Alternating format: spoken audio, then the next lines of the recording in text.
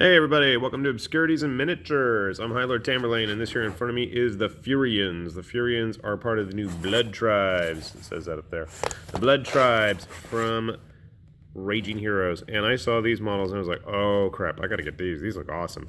And I know for some, Raging Heroes is a bit of a four-letter word for some reason because they had, a hard time with the models from the Kickstarter. I did too, admittedly.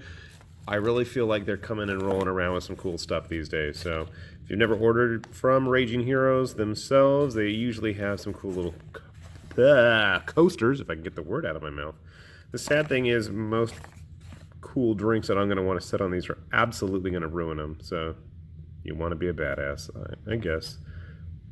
Sounds good. We'll raise the dead. Thank you so much for your purchase. You are welcome. Oh, wait, what's this? This is a first, I think. I don't remember seeing this earlier. The first time we've seen an ad for Raging Heroes, the game. Huh, okay. Feel totally immersed like in your favorite movie or TV series. Okay, play in pure strategy mode as well as detailed narrative games. Enjoy one-shot scenarios. Discover amazingly rich settings. The kind of experience I find pretty inspiring. Okay, so you can read the little tagline there. I'll leave it up for a second, and we'll see how that pans out. What is more interesting to me? Oh, really? Well, I'm greeted to two baggies of parts. Bear in mind, these are the new, not in the weird gate things that they had before. So if you're panicking already watching this, don't, because it's not a big deal. As usual, carrying for resin thing. Now I gotta see this. Check this out. Bases. Why would I make a big deal about bases? Well, those are 30mm bases, and if you've ever built any kind of Raging Heroes models before, you would know that the overwhelming bulk of their catalog usually come with these plain, boring 25mm ones. So, why would we have 30mm now? Well, it just so happens there's a big new game from GW that has chaotic looking barbarian people duking it out for attention from the dark gods and stuff, and I'm wondering just how large these are. Well, you know what? As I build these, I'm thinking totally these are supposed to be for Warcry. I mean, these are untamed beasts through and through. Check out all, I mean, you can use them for whatever, but they are total chaos marauder women. These are really nice, and hopefully the camera is picking up all the details. Pretty thick and pretty large. Let's grab our Mantic, dude. So, it's about as tall as a Mantic. Definitely thicker. I thought they had a name somewhere. They do. What is their name? Atraxus. And whose is this? I don't know. Somebody with a hand. A hand and a horn. Let's see what this model is. This is our hornblower, and I want to say she has an alternate build with a axe instead, so that's kind of cool. Just slides in right here on the main body. I'll probably just take a look at what it looks like with both of them on there, in case you're curious. What's her name? Does she have a name somewhere? She does not. She's nameless. Fine. That's the second one. Here's our third one. She doesn't have a mask, sadly. I do like all their masks. Lots of furs, a big sword. Friss. I think this is Friss's. Nope, never mind, because she's got two hands on the blade. Alright, fine. Maybe this girl? Trying to figure out what's going on with the head there. She got like a headband or something on. Models feel a little flat to me. And maybe it's just because I haven't built them yet. I think their weapons are going to give that extra detail, hopefully. Don't want to be too presumptuous here. Okay, we have another mask. I do like those masks. This is our flag bearer, and I'm guessing that's her sword that was in the bag. And I'm guessing she also has a point. No, that's a right hand. Okay, I don't know. I don't know. we'll figure that out. And there's some random horns in there. So we'll set all these girls to one side, and that way we can take a look at the next bag and hopefully not get everything confused completely. All right, let's take a look at her. Again, the detail, really nice. If you're an expert painter, unlike me, I'm sure you can get a lot of mileage out of these models. With all the furs and scraps and rags and braided bits.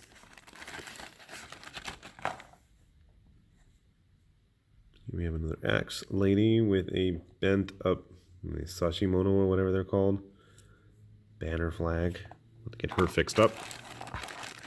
Nothing a little hot water won't cure. I think this is the boss lady. One of the boss ladies. Is it a rock or a skull? I'm not sure. A severed head of some sort. Okay. Some horns there.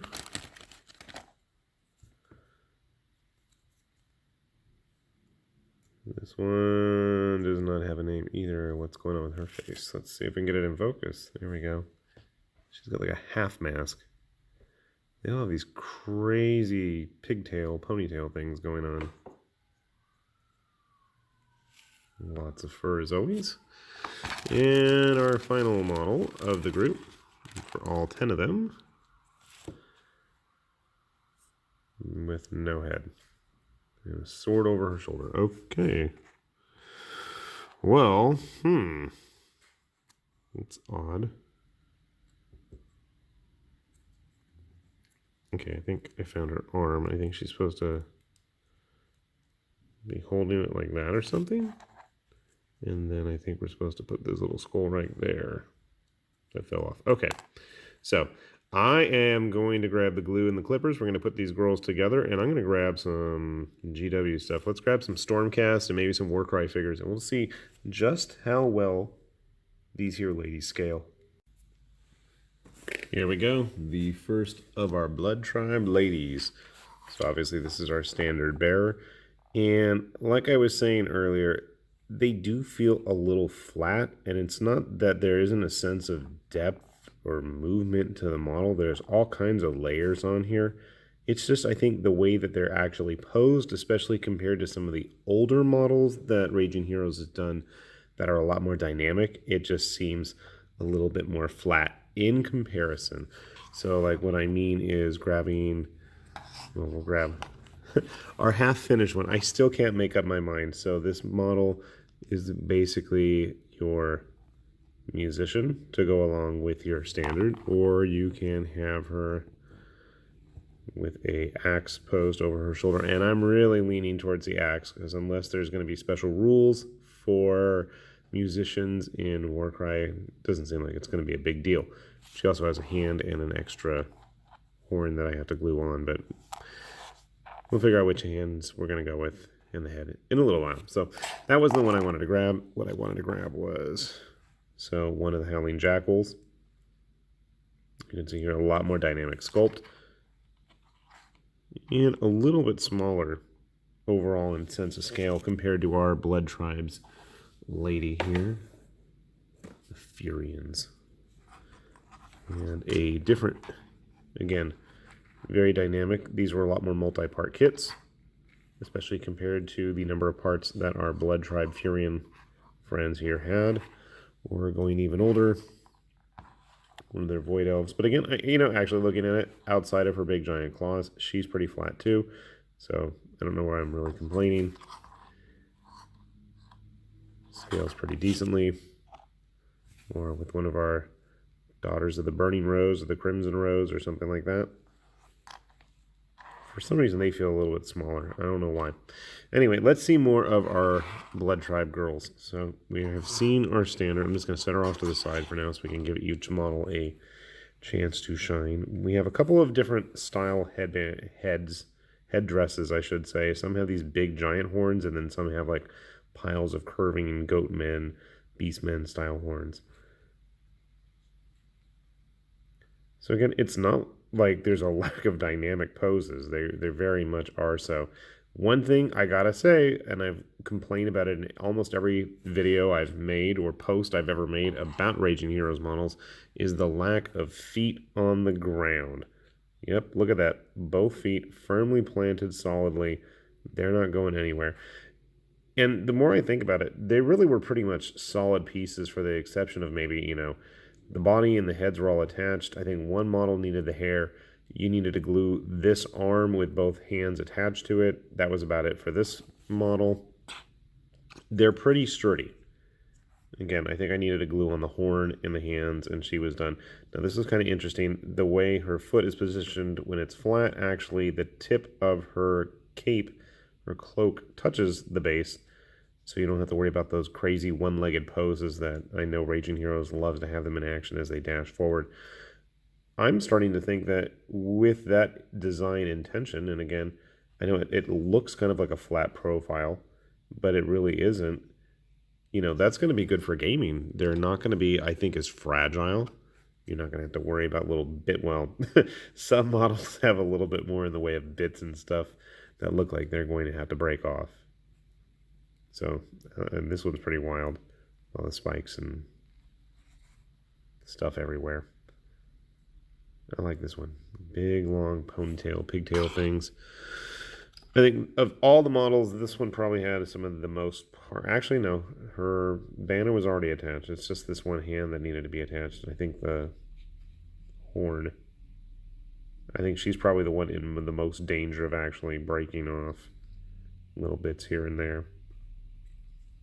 And probably just the flag. Everything else seems pretty solid. Maybe the arm I glued on.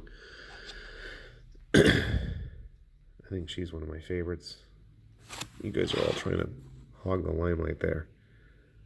She's holding the severed heads. I don't know what I want to paint these swords like. Should they be stone? Should they be like a rusty, dirty steel? I'm not sure. And you can see here they have all these horns kind of growing off their masks. Probably she's my favorite. Just the pose, the big horns and spikes. Just a fun one overall. And with those capes, I mean, it does give them a lot of presence as well. And I think she was the only one you actually had to glue the hair on. Finally, there is our tactical rock model. Posing ever so stoically there. Now, I know the burning question for a lot of people, I keep talking about using them in Warcry and stuff. Well, put our Warcry friends front and center here. It's about a mid-range fighter. I'd say they fit in pretty well. Maybe they're a little bit bigger. If you wanted to use these girls for Chaos Marauders or something, or once GW gets around to making them, say some Dark Oath Barbarians, I think there you'll really see a nice use for them. But, I mean, I think if they're painted this similarly, they'd really blend in nicely with the Warcry stuff. And again, grabbing another one of the Dark Oath models you can see here. I mean, our Furian Blood Tribe ladies are obviously going to be a little bit bigger, but, you know, they're better than the regular Chaos Warriors. So, if you're curious or interested, I'd say definitely check them out. Overall, I had no issues building them. Some of their horns were a little fiddly, but outside of that, everything went together really smoothly. And they're just really cool and impressive models. I think the other interesting use would be possibly as circle models, but I don't think their weapons really match. If you wanted to use them as some kind of a Tharn, maybe. Bases are big enough. Well, I mean for female Tharn. Might be a fun alternative. Anyway, I will leave a link to Raging Heroes website below. You can check that out. And they are always running some kind of a special, especially when new models come out. So you might want to give that a look. And I'm kind of curious to see if we have any further Blood Tribes. I mean, it is plural after all, so fingers crossed, because I am eagerly trying to finish this video up so I can run outside and get these ladies primed and started to get them painted, because I am more than likely just going to paint them up the same as my Untamed beasts. And hopefully we'll see them on the tabletop soon. So, with that said, this is High Lord Tamerlane with Obscurities and Miniatures, saying thanks for watching, and we'll see you all later. Bye-bye.